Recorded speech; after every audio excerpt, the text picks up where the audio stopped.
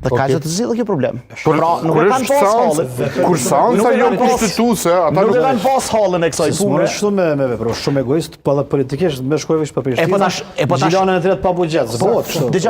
Mirë nuk është, po fundja fundit nëse pas kanë pas kaq halën e madh qytetarët të Prishtinës, ata kanë ditë që po rrjedhëm këto.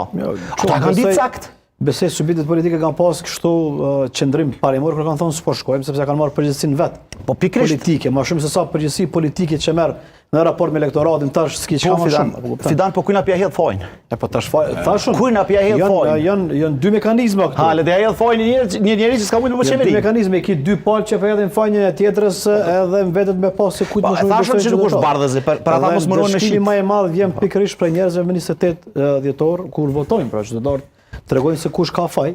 Po. Dhe këtu insistojnë këtë pikë që kushdo që ka arrit më shumë me i bind me paketu këtë fajsin pse jemi në krizë, edhe për buxhet edhe pse po shkojmë në zgjedhje prap brenda 9 muajve, atëherë do të nxjerrë rezultat mirë. Tash çysh del kjo do të më pa në kutitë e votimit. Sona jam i bindur që elektorati e kupton këto, është i vetëdijshëm. Kam përshtypjen që është një çështje, do thotë